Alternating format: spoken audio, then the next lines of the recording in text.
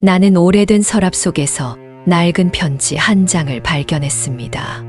빛이 바래고 손때가 묻어있는 봉투, 그리고 그 위에 적힌 내 이름. 순간 가슴이 덜컥 내려앉았습니다. 편지를 들고 가만히 서 있자니 숨조차 쉬기 어려웠습니다. 조심스럽게 봉투를 열었습니다. 노랗게 바랜 종이 위에 익숙하면서도 낯선 필체가 보였습니다. 나는 천천히 글자를 읽어 나갔습니다. 누나, 나는 살아있어. 순간 머릿속이 하얘졌습니다. 이게 무슨 뜻일까요? 나는 40년 동안 동생이 죽었다고만 알고 살아왔습니다. 그런데 지금 이 편지가 내 손 안에 있습니다. 손끝이 떨렸고 심장이 터질 것 같았습니다. 나는 편지를 꼭 쥔 채 멍하니 서 있었습니다. 이게 장난이라면 너무 잔인했습니다. 하지만 이 글씨체는 너무도 익숙했습니다. 어린 시절 동생이 내게 보낸 편지의 글씨와 같았습니다. 믿을 수 없었습니다. 도대체 이게 어떻게 된 일일까요? 동생이 살아있다는 건가요? 나는 혼란스러웠습니다. 기억을 더듬었습니다. 40년 전 전쟁의 혼란 속에서 동생을 잃어버렸던 그날이 떠올랐습니다. 그날은 비가 내리고 있었고 사람들은 서로 밀치며 피난길에 올랐습니다. 나는 어린 동생의 손을 꼭 잡고 있었지만 순식간에 밀려오는 사람들 속에서 그 손을 놓치고 말았습니다. 그리고 그 후 나는 그를 다시 찾을 수 없었습니다. 나는 동생을 찾기 위해 온갖 노력을 했습니다. 경찰서를 돌아다니고 실종자 명단을 확인하고 사람들에게 물었습니다. 하지만 아무런 소식도 들을 수 없었습니다. 결국 나는 그가 세상을 떠났다고 믿었습니다. 그게 더 현실적이었고 나 자신을 위로할 수 있는 유일한 방법이었습니다. 하지만 지금 내 손 안에 있는 이 편지가 내 모든 믿음을 흔들고 있습니다. 동생이 정말 살아있다면 왜 이제야 내게 연락을 한 걸까요? 그는 도대체 어디서 어떻게 살아온 걸까요? 그리고 무엇보다 나는 지금 무엇을 해야 할까요? 나는 편지를 다시 읽었습니다. 이곳으로 와줘. 나는 여기에 있어. 아래에는 한 주소가 적혀 있었습니다. 낯선 도시의 작은 요양병원. 거기에 내 동생이 있다는 뜻일까요? 나는 떨리는 손으로 편지를 내려놓았습니다. 가슴이 답답해졌습니다. 이게 꿈이라면 얼마나 좋을까요? 하지만 이건 현실이었습니다. 나는 선택을 해야 했습니다. 이대로 과거에 머물며 살아갈 것인지 아니면 두려움을 안고서라도 진실을 확인하러 갈 것인지. 나는 깊이 숨을 들이마셨습니다. 그리고 결심했습니다. 이제는 진실을 마주할 때였습니다. 나는 떨리는 손으로 가방을 챙기기 시작했습니다. 옷 몇 벌과 편지를 가방 깊숙이 넣었습니다. 마음은 여전히 불안했고 한편으로는 설렘마저 느껴졌습니다. 창밖을 바라보니 하늘이 잔뜩 흐려 있었습니다. 마치 내 심정이라도 대변하는 듯 했습니다. 버스터미널로 향하는 길은 낯설면서도 익숙했습니다.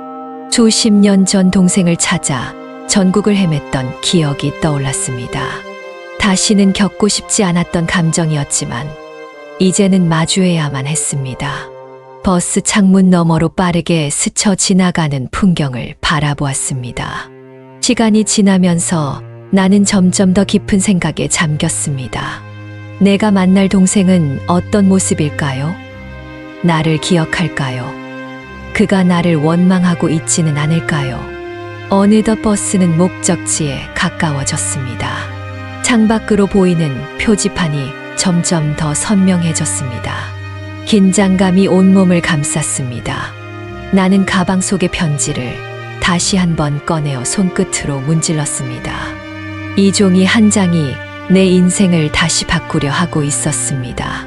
버스에서 내리자 차가운 공기가 피부를 스쳤습니다. 주변을 둘러보니 고즈넉한 마을 풍경이 펼쳐져 있었습니다. 나는 천천히 요양병원 방향으로 발걸음을 옮겼습니다. 발걸음이 무거웠습니다. 마침내 병원 앞에 도착했을 때 나는 숨을 깊이 들이마시며 문을 열었습니다. 그리고 그곳에서 나는 40년 전 잃어버린 동생과 다시 마주하게 되었습니다. 나는 올해로 68이 되었습니다. 평생을 가족을 위해 살며 아이들을 키우고 남편과 함께 조용한 노년을 맞이할 줄 알았습니다. 하지만 인생은 늘 뜻대로 흘러가지 않았습니다. 나의 어린 시절은 평탄하지 않았습니다. 전쟁이 끝나고도 혼란이 계속되던 시기, 우리 가족은 늘 불안 속에 살았습니다. 나는 부모님과 어린 남동생과 함께 지냈습니다. 하지만 동생과 함께한 기억은 오래되지 않았습니다. 6살이었던 동생은 어느 날 갑자기 내 곁에서 사라졌고 나는 그 이후로 동생을 찾을 수 없었습니다. 그날 이후로 내 인생은 바뀌었습니다. 나는 동생을 찾기 위해 온갖 노력을 했습니다. 부모님도 그를 찾으려고 애썼지만 전쟁 후 피난민이 넘쳐나던 혼란한 상황 속에서 동생의 흔적을 찾는 것은 불가능에 가까웠습니다. 결국 우리 가족은 동생이 세상을 떠났다고 생각하고 받아들이기로 했습니다. 하지만 내 마음 속에서는 단 한 번도 그를 잊은 적이 없었습니다. 세월이 흐르면서 나는 나름대로 삶을 꾸려나갔습니다. 남편을 만나 가정을 이루었고 2 아이를 낳아 키웠습니다. 남편과 함께 맞벌이를 하며 아이들을 키우느라 하루하루가 바빴습니다. 그렇게 정신없이 살다 보니 동생에 대한 기억도 마음 한구석에 묻어두게 되었습니다. 하지만 내 인생에서 가장 중요했던 사람을 잃어버렸다는 사실은 여전히 나를 괴롭혔습니다. 가끔씩 꿈속에서 동생을 만났습니다. 어린 시절 내 손을 꼭 잡고 뒤뚱거리며 걸어오던 동생의 모습이 떠올랐습니다. 꿈에서 깨어날 때면 가슴이 먹먹해졌고 나는 하염없이 눈물을 흘리곤 했습니다. 그런데 어느 날 갑자기 내 인생을 뒤흔드는 편지가 도착했습니다. 40년 전 사라진 동생이 살아있다는 소식이었습니다. 편지 속의 글씨는 익숙하면서도 낯설었습니다. 정말 동생이 보낸 것일까요? 그가 살아있다면 그동안 어디에서 어떻게 살고 있었을까요? 나는 그가 나를 기억하고 있을지조차 알 수 없었습니다. 나는 조용히 창가에 앉아 그동안의 내 삶을 돌아보았습니다. 아이들은 이제 모두 장성하여 가정을 꾸렸고 남편도 몇 해 전 세상을 떠났습니다. 이제 나는 혼자였고 더 이상 누구의 보호를 받을 나이도 아니었습니다. 하지만 이 편지 한 장이 나를 다시 움직이게 했습니다. 동생이 정말 살아있다면 나는 반드시 그를 찾아야 했습니다. 그동안 나 자신을 위해서 살아온 적이 없었습니다. 하지만 이번만큼은 달랐습니다. 이건 나 자신을 위한 일이기도 했습니다. 나는 긴장을 삼키며 편지에 적힌 주소를 다시 들여다보았습니다. 내 동생이 나를 기다리고 있을지도 모른다는 생각에 가슴이 뛰었습니다. 만약 그가 나를 원망한다면? 아니면 내가 기억하는 동생과 너무 달라져 있다면? 이런저런 생각이 꼬리를 물었습니다. 하지만 나는 알았습니다. 이제는 모든 걸 확인해야만 했습니다. 40년 전 사라진 동생을 찾을 기회가 다시 주어진 것입니다. 나는 편지를 가슴에 꼭 끌어안으며 결심했습니다. 어떤 결과가 기다리고 있든 나는 반드시 그를 만나러 갈 것입니다. 나는 버스에 올라타 조용히 창밖을 바라보았습니다. 차창에 비친 내 얼굴은 평소보다 더 깊은 주름이 드러나 보였습니다. 수십 년간 가슴에 묻어두었던 기억이 다시 떠오르니 마음이 무거워졌습니다. 손에 꼭 쥔 편지는 이제 더 이상 단순한 종이 조각이 아니었습니다. 그건 내 삶의 방향을 바꿀 운명의 문서였습니다. 몇 시간을 달려 도착한 도시는 낯설었지만 이상하게도 익숙한 기분이 들었습니다. 어디선가 본 듯한 거리, 오래된 간판, 골목 사이로 들리는 사람들의 이야기. 마치 과거로 돌아간 것만 같았습니다.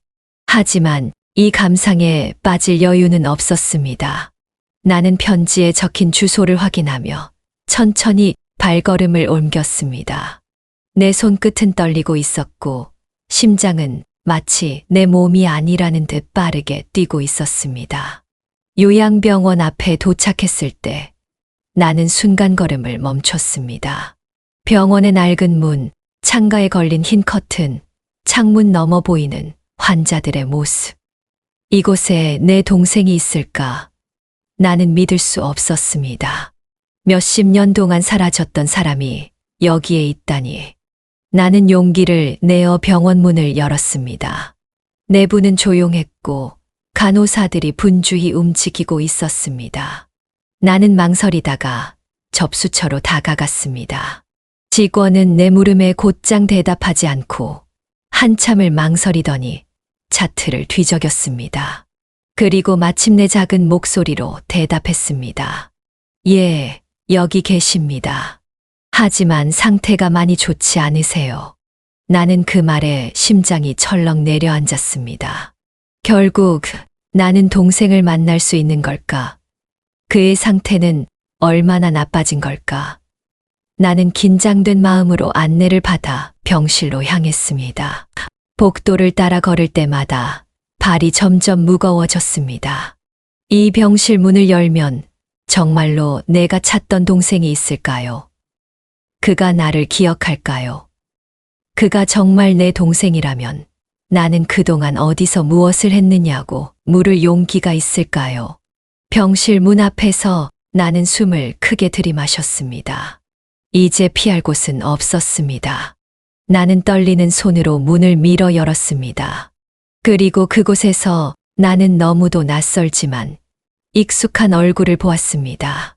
그는 창가에 앉아 창밖을 멍하니 바라보고 있었습니다. 동생아? 내 목소리는 떨렸습니다. 그는 천천히 고개를 돌렸고 나와 눈이 마주쳤습니다.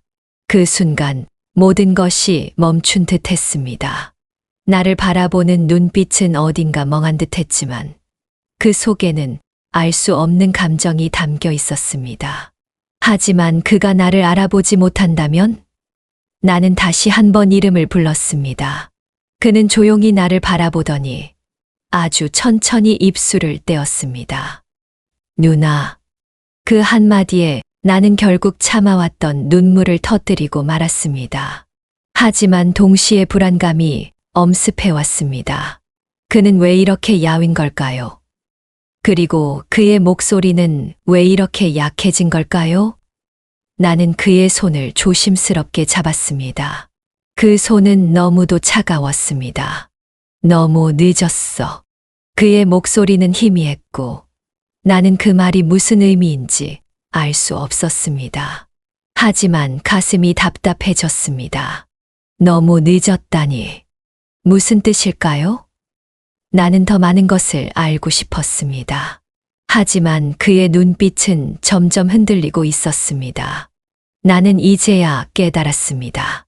동생을 찾았다는 기쁨도 잠시, 이제는 또 다른 싸움을 해야 한다는 것을.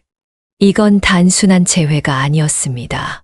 나는 그를 잃지 않기 위해 다시 싸워야 했습니다. 그리고 그 순간 나는 한 가지 결심을 했습니다. 무슨 일이 있어도 동생을 지켜야 한다고. 그가 겪어온 세월을 다시 되돌릴 수는 없지만 적어도 남은 시간만큼은 따뜻하게 만들어주겠다고. 나는 그의 손을 더욱 단단히 쥐었습니다. 이제 내 인생에서 가장 중요한 싸움이 시작된 것입니다. 병실 창문 너머로 희미한 빛이 스며들었습니다. 노을이 지는 하늘은 붉은 물감을 풀어놓은 듯한 색을 띠고 있었습니다. 하지만 내 눈에는 아무것도 들어오지 않았습니다. 내 앞에 앉아 있는 사람, 내가 오랜 세월 찾아 헤맨 내 동생을 마주하고 있는 지금 나는 마치 시간이 멈춘 것 같은 착각에 빠져 있었습니다.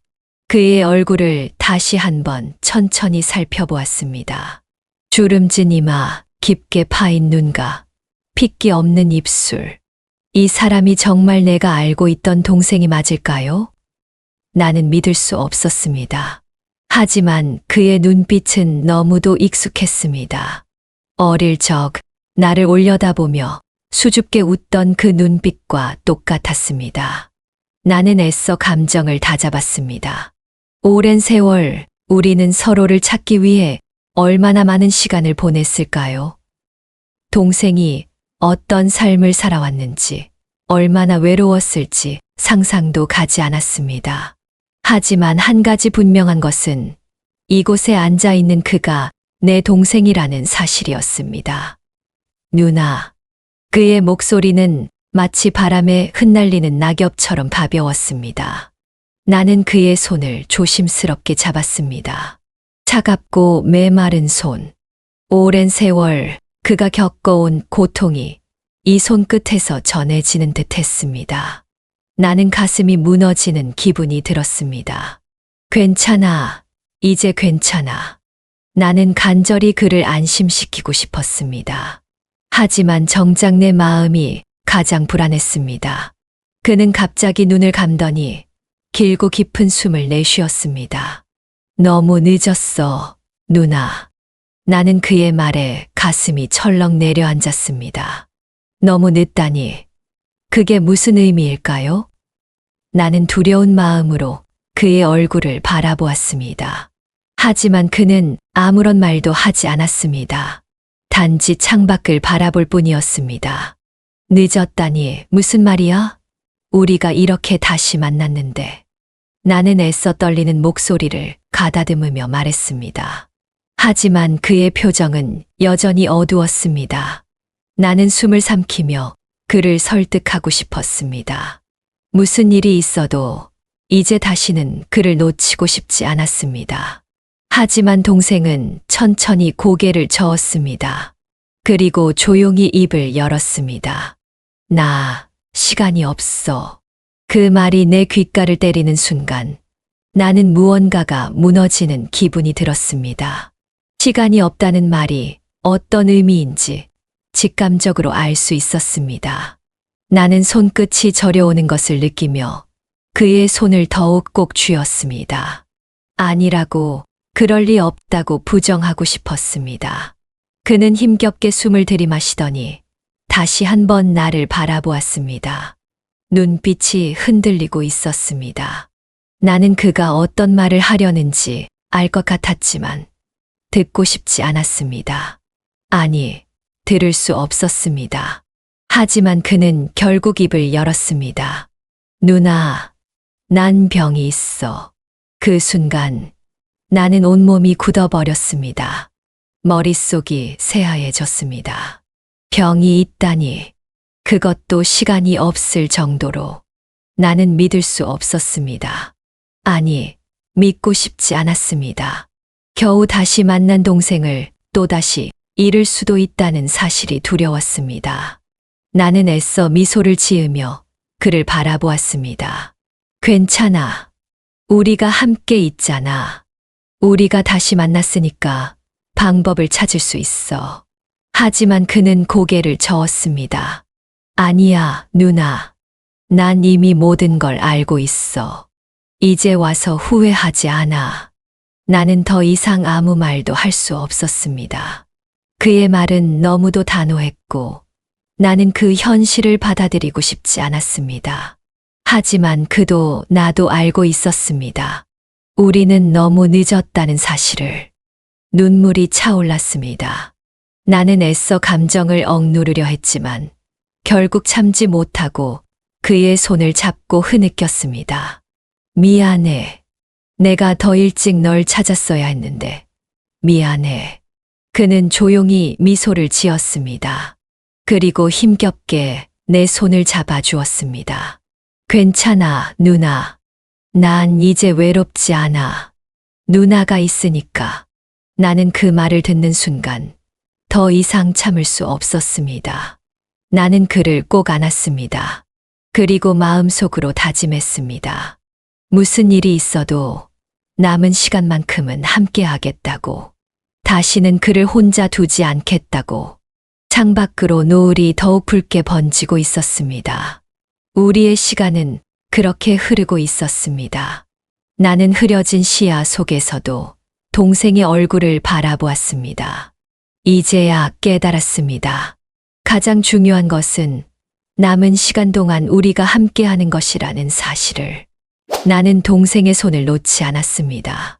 그의 몸이 점점 더 차가워지고 있다는 사실을 느끼면서도 손끝의 미세한 떨림조차 놓치지 않으려 했습니다. 이제야 다시 찾은 동생이었기에 절대로 다시 잃을 수 없었습니다. 우리는 그렇게 한참을 침묵 속에서 시간을 보냈습니다. 하지만 시간이 흐를수록 내 안의 감정은 점점 더 깊어졌습니다. 동생은 모든 걸 포기한 듯 보였지만 나는 그렇게 쉽게 받아들일 수 없었습니다. 모든 것이 너무 늦었다는 현실을 부정하고 싶었습니다. 그때 문득 머릿속에 떠오른 생각이 있었습니다. 동생의 병은 우리가 어떻게 할 수 없는 것일까요? 정말로 방법이 없을까요? 나는 그의 곁을 떠날 수 없다는 결심을 하며 무언가 돌파구를 찾아야만 했습니다. 나는 병원 밖으로 나와 정보를 찾기 시작했습니다. 그동안 몰랐던 동생의 병력을 조사하고 의료진과 상담하며 해결책을 모색했습니다. 그러나 돌아오는 대답은 하나같이 같았습니다. 너무 늦었다는 것, 그리고 현실을 받아들여야 한다는 것이었습니다. 하지만 나는 포기하지 않았습니다. 동생과 함께할 수 있는 시간을 조금이라도 더 늘릴 수 있다면 어떤 방법이라도 찾아보려 했습니다. 기적을 바라는 심정으로 나는 유명한 전문가에게 연락을 취했습니다. 그리고 마침내 희망의 작은 불씨를 발견했습니다. 한 해외 전문 병원에서 실험적 치료를 진행 중이었고 동생의 상태가 적합할 가능성이 있다는 것이었습니다. 확률은 낮았지만 나는 단 한순간도 망설이지 않았습니다. 중요한 것은 가능성이 있다는 사실이었습니다. 나는 곧장 병원과 연결하여 동생을 그곳으로 데려갈 방법을 찾았습니다. 동생은 처음에는 반대했습니다. 자신이 살아날 가능성이 낮다는 것을 알기에 나에게 부담을 주고 싶지 않다고 했습니다. 하지만 나는 단호했습니다. 우리가 이렇게 다시 만난 것은 기적과도 같은 일이었고 나는 그 기적을 놓칠 수 없었습니다. 결국 그는 나의 간절한 설득에 못 이겨 치료를 받기로 결정했습니다. 그날 밤 나는 오랜만에 편안한 숨을 내쉬었습니다. 물론 여전히 불안했고 치료가 성공할지 장담할 수 없었지만 최소한 우리는 마지막까지 싸워보기로 했습니다. 시간은 빠르게 흘렀습니다. 동생과 함께 해외로 떠나기 전날 우리는 오랜만에 함께 옛날 이야기를 나눴습니다. 유년 시절 서로를 의지하며 살던 시간들, 그리고 잃어버린 세월에 대한 후회. 하지만 이제 우리는 과거가 아닌 미래를 이야기할 수 있었습니다. 그렇게 떠난 치료의 길. 처음에는 모든 것이 낯설고 두려웠습니다. 하지만 동생은 점점 더 긍정적인 마음을 가지게 되었습니다. 나는 그의 손을 잡고 매일 아침 새로운 희망을 이야기했습니다. 그리고 마침내 몇 달 후 놀라운 소식을 들었습니다. 동생의 상태가 호전되고 있다는 것이었습니다. 그는 치료에 잘 반응하고 있었고 예상보다 빠르게 회복되고 있었습니다. 나는 그 순간 눈물을 흘렸습니다. 모든 것이 늦었다고 생각했던 그 순간에서 우리는 다시 희망을 찾았습니다. 몇 년이 지난 지금 동생은 여전히 내 곁에 있습니다. 완전히 건강을 되찾은 것은 아니지만 그는 다시 삶을 살아가고 있습니다. 우리가 함께 걸을 수 있는 이 시간이 그 무엇보다 소중하게 느껴집니다. 그리고 나는 깨달았습니다. 늦었다고 생각하는 순간이 진짜 끝이 아니라는 것을. 우리는 언제든 다시 시작할 수 있으며 희망을 놓지 않는 한 기적은 우리 곁에 있을 수도 있다는 것을. 이제 나는 동생과 함께 남은 삶을 소중히 살아가려고 합니다. 과거에 얽매이지 않고 다가올 미래를 향해 나아가기로 했습니다. 그리고 이 이야기를 통해 누군가에게 희망이 될 수 있기를 바랍니다. 우리는 다시 만났고 다시 함께 살아가고 있습니다. 나는 창밖을 바라보며 조용히 숨을 내쉬었습니다. 하늘은 여전히 푸르고 바람은 여전히 부드러웠습니다. 하지만 내 마음은 예전과 같지 않았습니다. 삶은 한순간에 모든 것을 바꿔놓을 수 있는 힘이 있다는 것을 알게 되었고, 나는 그것을 몸소 경험했습니다. 동생과 함께하는 시간이 길어질수록 나는 더욱 깨달았습니다. 삶은 우리가 예상하지 못한 방향으로 흐르지만 그것이 반드시 불행으로 향하는 것은 아니라는 사실을 말입니다. 우리는 너무 늦었다고 생각할 때가 많지만 사실 늦은 순간이란 없습니다. 우리가 포기하지 않는 한 우리는 여전히 살아가고 있는 것입니다. 한동안 동생과 나는 매일같이 긴 대화를 나누었습니다. 사라졌던 세월을 되찾을 순 없었지만 그 시간을 함께 나눌 수 있었습니다. 그는 내가 미처 몰랐던 삶의 이야기들을 들려주었고, 나는 그 이야기를 들으며 눈물을 흘리기도 하고 가끔은 웃기도 했습니다. 그 시간은 우리의 지난 세월을 보상해 주는 듯 했습니다. 나는 가끔 그런 생각을 했습니다. 만약 우리가 더 일찍 만났더라면 우리의 삶은 어떻게 달라졌을까? 하지만 그 생각은 곧 스스로에게 묻는 질문으로 바뀌었습니다. 지금 이 순간을 놓치지 않는 것이 더 중요한 것이 아닐까? 지나간 시간을 후회하기보다는 현재를 소중히 여기는 것이 더 가치 있는 일이 아닐까? 시간은 흘렀고 동생은 점점 나아졌습니다. 예전처럼 건강한 모습은 아니었지만 그는 여전히 내 곁에서 살아가고 있었습니다. 우리는 함께 산책을 하고 차를 마시며 사소한 이야기들을 나누었습니다. 그 무엇보다 소중한 것은 바로 이 시간이었습니다. 그와 함께 있다는 사실이 나를 살아가게 했습니다. 그러던 어느 날, 동생이 조용히 내 손을 잡았습니다. 그의 손은 여전히 차가웠지만 그 속에서 따뜻한 온기가 느껴졌습니다. 그는 미소를 지으며 내게 말했습니다. 누나, 고마워. 나를 끝까지 포기하지 않아서. 나는 아무 말도 하지 못했습니다.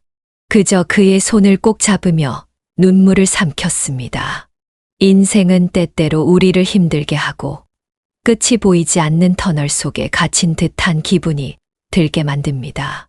하지만 그 터널 끝에는 반드시 빛이 기다리고 있습니다. 나는 동생과 함께한 이 시간을 통해 많은 것을 배웠습니다. 가장 중요한 것은 우리가 어디에서 시작했든, 지금 어떤 상황에 처해 있든, 우리가 함께할 수 있다는 사실이었습니다. 그 어떤 어려움이 닥치더라도 우리는 살아가는 동안 서로를 지켜줄 수 있다는 것. 그것이 바로 가족이고 그것이 바로 인생이라는 것을 말입니다. 이제 나는 다시 한번 다짐합니다. 남은 시간을 후회 없이 살아가겠다고. 사랑하는 사람들과 함께하는 순간을 소중히 여기겠다고. 우리가 살아가는 이유는 결국 사랑하는 사람과 함께하는 그 시간 속에 있기 때문입니다. 나는 이 이야기를 통해 누군가에게 위로가 될 수 있기를 바랍니다. 우리는 결코 혼자가 아닙니다. 우리가 함께하는 한 희망은 언제나 우리 곁에 있습니다. 나는 창문을 열어 맑은 공기를 들이마셨습니다. 바람이 내 볼을 스치며 지나갔습니다. 그리고 나는 조용히 웃었습니다. 오늘도 내일도 우리는 살아갈 것입니다. 나는 여전히 창밖을 바라보며 깊은 생각에 잠겨 있었습니다. 시간이 흐르고 세상은 변하지만 우리가 기억해야 할 것은 변하지 않습니다. 우리는 누구나 삶에서 크고 작은 선택을 하며 살아갑니다. 그리고 그 선택들이 모여 인생을 만들어 갑니다. 이 이야기를 통해 여러분과 나누고 싶은 것은 결국 인생은 한순간도 헛되지 않다는 사실입니다. 우리는 살아가는 동안 크고 작은 상처를 받기도 하고 예상치 못한 어려움에 부딪히기도 합니다. 하지만 중요한 것은 우리가 어떤 태도로 그 시간을 견뎌내느냐 하는 것입니다. 우리는 결국 살아가야 합니다. 그리고 함께 살아갈 때 그 의미는 더욱 커집니다. 이 영상을 보시는 여러분, 혹시 지금 삶의 무게에 지쳐 있진 않으신가요? 혹은 사랑하는 사람과의 관계에서 어려움을 겪고 계신가요? 저는 이 이야기를 통해 여러분께 작은 위로가 되었으면 합니다. 우리가 살아가는 모든 순간은 의미가 있으며 어떤 선택을 하든 결국 우리는 우리의 삶을 만들어 가고 있다는 것을 잊지 마시길 바랍니다. 그리고 여러분, 지금 이 순간 가장 가까운 사람에게 따뜻한 말을 건네보세요. 오랜만에 연락하지 않았던 가족이나 친구에게 안부를 물어보는 것도 좋습니다. 작은 행동 하나가 우리의 인생을 크게 바꿀 수 있습니다. 우리가 주고받는 말과 행동 하나하나가 우리의 삶을 더욱 의미 있게 만들어줍니다. 이야기가 공감되셨다면 구독과 좋아요를 눌러주세요. 여러분의 응원이 이 채널을 더욱 따뜻한 이야기로 채워가게 하는 힘이 됩니다. 또한 여러분의 경험과 생각을 댓글로 남겨주세요. 여러분의 이야기가 또 다른 누군가에게 위로가 될 수 있습니다. 인생이동행 채널은 앞으로도 여러분과 함께 할 것입니다. 우리가 함께 나누는 이야기들이 이곳에서 또 하나의 희망이 되고 따뜻한 위로가 되길 바랍니다. 다음 이야기에서도 여러분과 함께 할 수 있기를 기대하며 오늘도 여러분의 하루가 따뜻하고 의미 있는 시간으로 채워지길 바랍니다. 감사합니다. 우리는 함께 살아갑니다.